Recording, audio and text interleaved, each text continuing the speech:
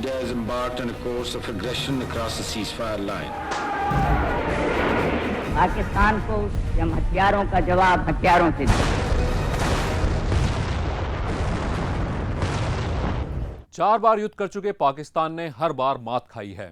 1965 का वो दौर जब पाकिस्तानी हुकूमत भारत को कमजोर मान रही थी, तब भी भारतीय फौज ने दुश्मन फौज को धूल चटाई थी। ये वक्त है 1965 के फौजियों की कुर्बानियों को याद करने का, जिस जंग और कुर्बानी को 51 साल होने जा रहे हैं। न्यूज वर्ल्ड इंडिया की 1965 के युद्ध पर आधारित हमारी खास सीरीज 1965 एक जंग की कहानी।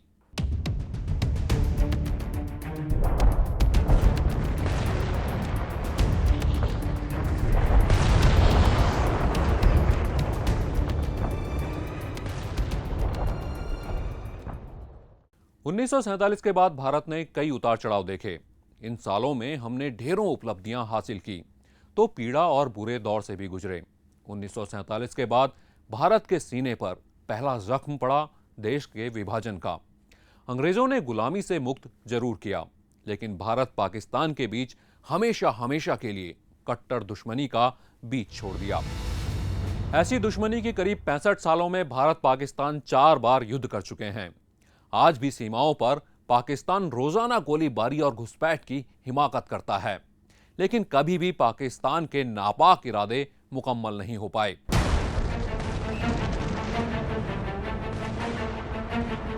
उन्नीस के अक्टूबर महीने में चीन ने भारत पर जोरदार हमला किया। 1 महीने तक चले युद्ध में भारत बुरी तरह युद्ध हार गया था।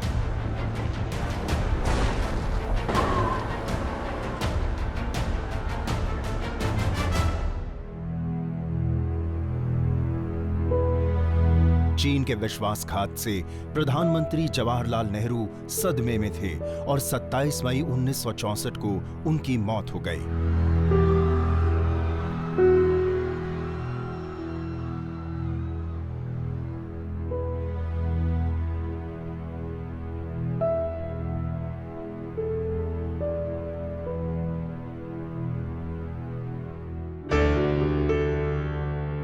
उन्नीस में नेहरू की मौत के बाद लाल बहादुर शास्त्री को प्रधानमंत्री बनाया गया। जब शास्त्री ने प्रधानमंत्री पद संभाला, उन दिनों भारत के आर्थिक हालात खराब थे।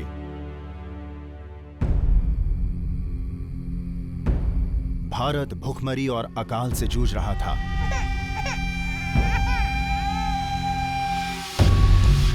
दूसरी तरफ चीन से हार के बाद भारत को कमजोर देश माना जाने लगा था। इन हालातों के बीच पाकिस्तान के हौसले बुलंद हो रहे थे।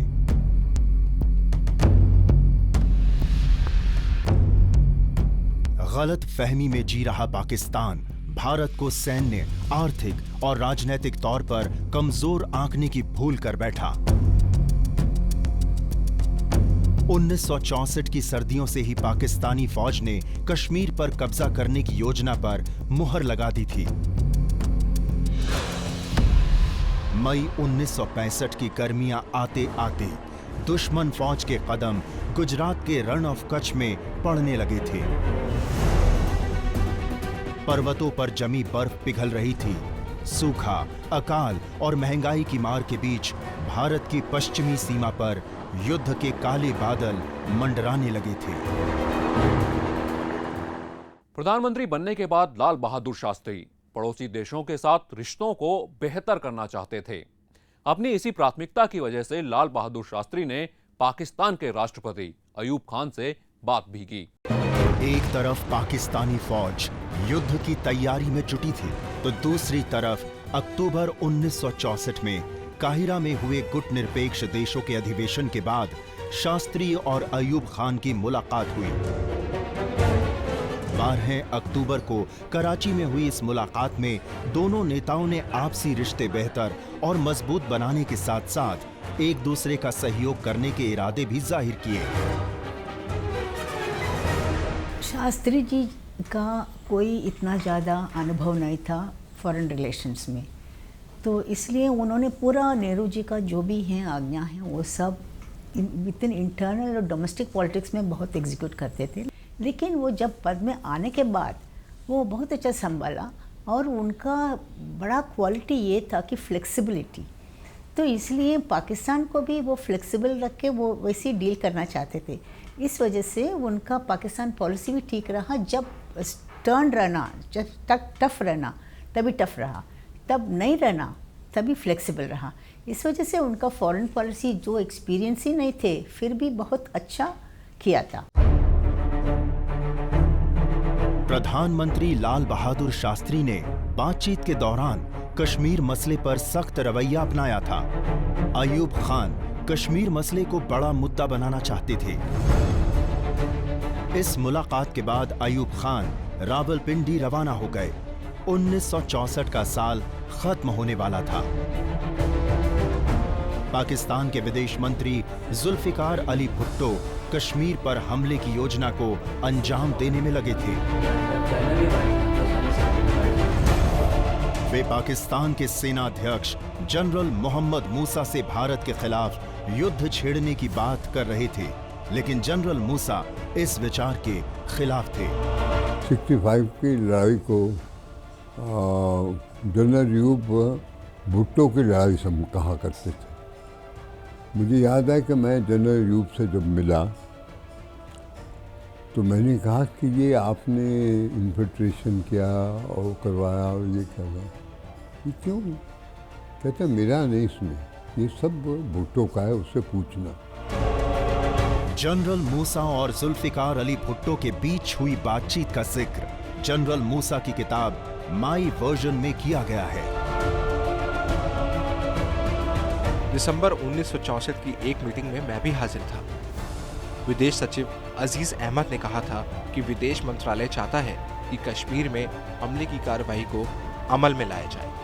अजीज अहमद ने आगे कहा कि फील्ड मार्शल अयूब खान भी इससे इत्तेफाक रखते हैं। जनरल मूसा ने अपनी किताब माई वर्जन में दावा किया है कि वो और अयूब खान कश्मीर में गैर कानूनी कार्रवाई करने के हक में नहीं थे, लेकिन विदेश मंत्री भुट्टो के उकसावे के बाद 1965 में पाकिस्तानी फौज ने भारत पर हमला करने का मन बना लिया था।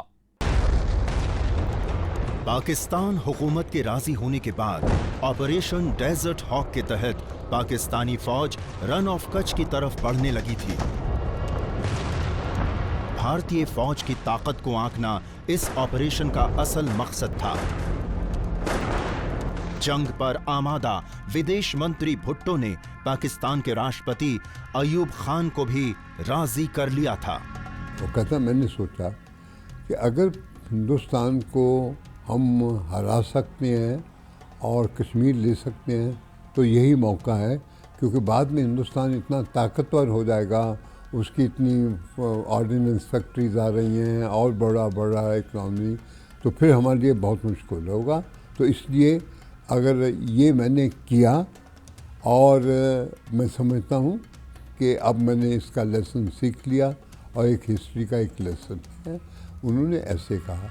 और ये कि जनरल अयूब नहीं मान रहे थे, वो कहता है कि सब इसमें शामिल थे, ये कहना कि वो नहीं था। यह ज़रूर है कि मैंने काफ़ी पहल की, लेकिन everybody was on board. General Musa को कश्मीर पर कब्जा करने के लिए 2 योजनाएं बनाने के आदेश दिए गए। पहली योजना के मुताबिक भारत की पश्चिमी सीमा पर जोरदार हमला करना था और दूसरी योजना के तहत हल्की गोलीबारी से भारत की ताकत को आंकना। लेकिन पाकिस्तान हुकूमत और फौज के हौसले और गलतफहमी इस कदर बढ़ चुके थे कि दूसरी योजना को दरकिनार कर दिया गया। भारत पर बड़े हमले के लिए पाकिस्तान की फौज तैयार थी।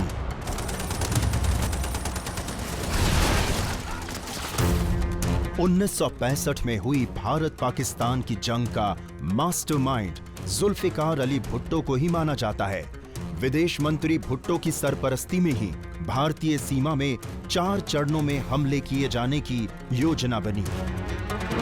पहले चरण के तहत पाकिस्तानी फौज अपनी मनपसंद जगह चुनकर हालात को समझने के लिए हमले करेगी। कश्मीर पर गोरिल्ला हमले को कश्मीरी आवाम का आंदोलन कहा जाएगा। अखनूर पुल को कब्जे में लेकर भारतीय फौज के रसद के रास्ते को बंद कर दिया जाएगा। और सबसे बड़ी योजना थी कि पंजाब की तरफ मोर्चा खोलकर अमृतसर पर कब्जा किया जाए। इस जीत के बाद पाकिस्तान भारत के साथ कश्मीर के बदले अमृतसर का सौदा करना चाहता था। अमृतसर में तो अखनूर का ये था कि किसी तरह उसको ये एक सप्लाई लाइन थी इंडिया के साथ, वो अगर कट ऑफ हो जाए तो फिर हम कर रहे हैं, और तकरीबन में उसमें कामयाब हो गए थे अगर हिंदुस्तान दूसरा फ्रंट नहीं खोलता तो। जनवरी से अप्रैल 1965 के बीच पाकिस्तान फौज ने साजिश को अंजाम देने के लिए छोटे छोटे हमले कर कच्छ के रण को निशाना बनाना शुरू कर दिया था। जुल्फिकार अली और अयूब खान की जोड़ी रन ऑफ कच्छ पर अपना दावा ठोक रही थी, जबकि सच ये था कि विभाजन के बाद वेस्टर्न इंडिया स्टेट्स एजेंसी के अनुसार रन ऑफ कच्छ का सारा क्षेत्र भारतीय सीमा में था। इस बात का सही जवाब आप तलाश करें तो आपको जो कच्छ का रण है उसका भूगोल समझने की ज़रूरत है। ये एक बहुत बड़ा रेगिस्तान है जो सागर तल से थोड़ा नीचे दबा हुआ है। तो वहाँ जब पानी भरता है तो उस रेगिस्तान में पानी भरता है, अपने आप में बड़ी विचित्र बात कहने में लगती है, मगर एक दलदल बन जाता है। और जब पानी सूखता है तो एक बहुत कड़ी सख्त ज़मीन वहाँ तैयार होती है। कहने का अर्थ ये है कि जब भारत पाकिस्तान का विभाजन हुआ था तो कोई ऐसी स्पष्ट सीमा रेखा उस रेगिस्तान के बीच से नहीं खींची जा सकती थी जिसको आप अंतर्राष्ट्रीय सरहद कह सकें। तो झगड़े की सारी जड़ ये है। उसके अलावा यहाँ आबादी का घनत्व तो बहुत कम है, और जो घुमंतू आदिवासी यहाँ रहते हैं, ऊँट चलाने वाले, गडरिया आदि, वो इधर से उधर आते जाते रहते हैं। तो उनके लिए इस बात का कोई महत्व नहीं है कि अंतर्राष्ट्रीय सीमा क्या है। इस तरफ या उस तरफ रहने वालों के एक दूसरे के साथ रोटी बेटी के संबंध हैं। तो ये समस्या थी कि एक अस्पष्ट सीमा रेखा थी जिसको अंतर्राष्ट्रीय सरहद नहीं कहा जा सकता था, और दोनों ही पक्ष सामरिक दृष्टि से महत्वपूर्ण ऊंचाइयों पर, वो काला बेट हो, वो मोती डूंगरी हो, काला डूंगरी हो, अपनी अपनी सामरिक चौकियां स्थापित करना चाहते थे। तो झगड़े की जड़ ये थी। मगर 1965 में विवाद ने तूल इसलिए पकड़ा कि जो तत्कालीन बरतानवी प्रधानमंत्री थे हीथ, उन्होंने पाकिस्तान को इस बात के लिए प्रोत्साहित किया कि यदि भारत पर समय जवाब डाला जाएगा तो हम तुम्हारा साथ देंगे और शायद तुम अपने पक्ष में इस जमीन का बंटवारा करा सको।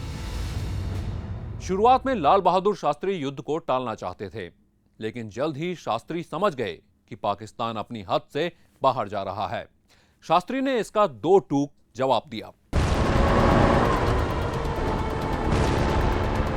3 मई 1965 का दिन, सीमा पर हालात बिगड़ रहे थे और दिल्ली में संसद भवन में इस मसले पर चर्चाएं हो रही थी। चर्चा में भाग लेते हुए प्रधानमंत्री लाल बहादुर शास्त्री ने राज्यसभा में बयान दिया। शास्त्री ने कहा, अगर लड़ाई हुई तो भारत पाकिस्तान दोनों ही देशों के नागरिकों का जीवन स्तर सुधारने के लिए की जा रही कोशिशों पर पानी फिर जाएगा। अयूब खान शायद समझ बैठे हैं कि भारत पर कभी भी चाहे तब हमला करने का पाकिस्तान को हक है, पर भारत जवाबी कार्रवाई कतई ना करे। उनकी ये समझ हमारी समझ में नहीं आती। अगर पाकिस्तान अपने आक्रामक रवैये से बाज नहीं आता तो अपनी मातृभूमि की रक्षा के लिए हमारे पास दूसरा कोई रास्ता नहीं बचेगा। राष्ट्रपति अयूब खान भारत के खिलाफ बयानबाजी कर आग उगलने लगे थे। Prime Minister of India claimed that during his meeting with me in Karachi on 12th of October 1964, he had told me that India was not going to change its position on Kashmir, and that if I wanted to improve relations between the two countries, we ought to tackle other problems one by one. To put the record straight, I would like Mr. Shastri to recall that when I told him that the biggest obstacle in the Indo-Pakistan relation was the question of Kashmir, he readily conceded that the issue needed to be resolved, but that he did not think himself strong enough to carry it through with his people at that moment. Pakistani हुकूमत की भाषा से साफ जाहिर था कि पाकिस्तान युद्ध चाहता है। 1965 में मई का महीना, पिछले 6 महीनों में लाल बहादुर शास्त्री की शांति बनाने की अपील और तमाम दूसरी कोशिशें असफल रही थीं। 21 मार्च 1965 को भी हैदराबाद में शास्त्री पाकिस्तान को समझा चुके थे कि सरहद के छोटे मसलों को ताकत से नहीं, बातचीत से सुलझाना चाहिए। लेकिन पाकिस्तानी हुकूमत शास्त्री की बातों को हल्के में ले रही थी।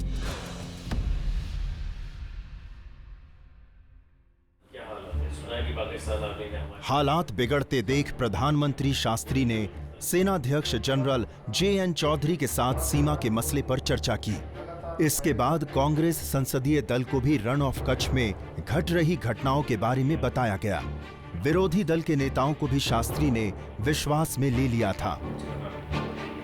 रण ऑफ कच्छ में पाकिस्तान का आक्रमण हुआ, वो इनकर्शन हुआ, तो उसको लेके यहाँ पर बड़ा चिंतित हो गई इंडिया में, कैबिनेट में और लोगों में भी। तो शास्त्री जी तो उसी टाइम 8 तारीख को कैबिनेट मीटिंग किया। फिर उसमें ये तय किया कि फोर्स को फोर्स से करना है।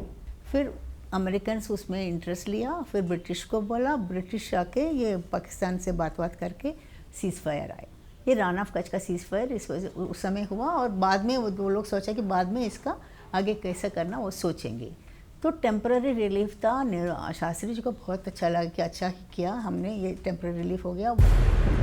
भारत पाक सीमा पर अब फौजें आमने सामने डटी थीं। ऑपरेशन डेजर्ट हॉक के तहत पाकिस्तानी फौज ने 25 मई से 15 जून के बीच कई छोटे बड़े हमले किए, लेकिन भारतीय जवानों ने इन हमलों का करारा जवाब दिया। सीमा पर भारत और पाकिस्तान की फौजें गोलियां और बारूद बरसा रहे थे। दोनों देशों के बीच बढ़ती लड़ाई में अमेरिका और ब्रिटेन ने हस्तक्षेप किया। अमेरिका ब्रिटेन के दबाव के बाद दोनों देशों को समझौते के लिए तैयार होना पड़ा। 30 जून 1965 को पाकिस्तान ने कच्छ सिंध समझौते पर हस्ताक्षर कर दिए। समझौते में जो तात्कालिक आपकी चौकियां होती हैं उनके बारे में समझौते होते हैं कि हम इतना मीटर अपनी चौकी को पीछे हटा लेंगे, तुम अपना चौकी को इतना मीटर पीछे हटा लोगे, तुम इस इलाके का सैन्यकरण नहीं करोगे, हम इस इलाके का सैन्यकरण नहीं करेंगे। यहाँ से होकर एक रेल की लाइन भी जाती थी, तो उस रेल की लाइन पर आवागमन सामान्य हो जाएगा। जो गाँव वाले अड़ोस पड़ोस में रहते हैं उनके आवागमन में बाधा नहीं होगी। कच्छ सिंध समझौते के तहत पाकिस्तान ने कच्छ से अपनी सेनाएं वापस बुला ली थीं। रण ऑफ कच्छ के इलाके पर अपना दावा स्थापित करने के मकसद से पाकिस्तान ने ऑपरेशन डेजर्ट हॉक चलाया था। रसल ब्रायन की किताब द इंडो पाकिस्तान कॉन्फ्लिक्ट के अनुसार भारत के खिलाफ रची गई युद्ध की साजिश का पहला चरण ऑपरेशन डेजर्ट हॉक था। हमारा ध्यान बटाने के लिए दक्षिण की ओर कच्छ में लॉन्च किया, ताकि हमारा पूरा ध्यान जो है वो कच्छ की तरफ केंद्रित हो जाए। हम अपनी सारी फौजें दक्षिण की तरफ ले जाएं, जबकि पाकिस्तान अपना मेन हमला जो है वो कश्मीर में करे। बड़ी खुशी की बात है कि उस वक़्त हमारे आर्मी चीफ साहब थे जनरल JN चौधरी, और वो समझ गए पाकिस्तान की चाल, और उन्होंने साफ सरकार को ये एडवाइस दी, ये परामर्श दी कि We will react at a time and place of our own choosing. Ayub Khan Rann of Kutch में हुई लड़ाई को अपनी जीत मान बैठे थे। गलत फहमी में जी रहे अयूब और भुट्टो की जोड़ी भारत की ताकत का अंदाजा लगाने से चूक गए थे।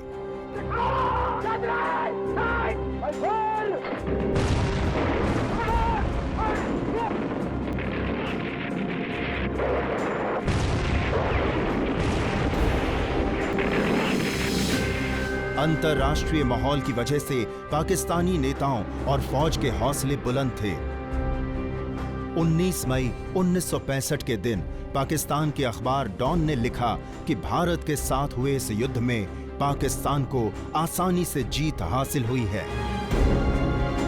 रण ऑफ कच्छ को अपनी जीत मान रहे अयूब खान ने लंदन में बयान दिया। अच्छा हुआ जो मैंने सैनिकों को अपने पर काबू रखने के लिए कहा, नहीं तो कच्छ में एक समूची भारतीय डिवीजन का नामो निशान मिट जाता। अयूब की गलत फहमी की एक बड़ी वजह थी अंतर्राष्ट्रीय समर्थन। 1964 और 65 का वो दौर जब पाकिस्तान के लिए बेहद माकूल वक्त था। पाकिस्तान के रिश्ते अमेरिका, ब्रिटेन, चीन और रूस के साथ मजबूत थे। अयूब खान को यकीन हो चला था कि जंग के हालातों में अंतर्राष्ट्रीय जमात पाकिस्तान का ही साथ देगी।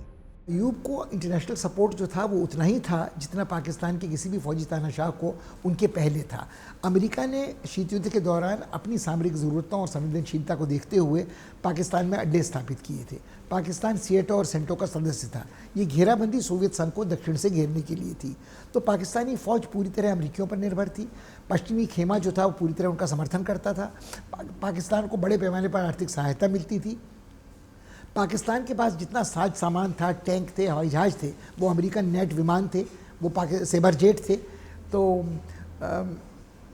वो सारी बातें थी जो पाकिस्तान को लगता था कि उनकी सैनिक क्षमता भारत की सैनिक क्षमता से बेहतर है।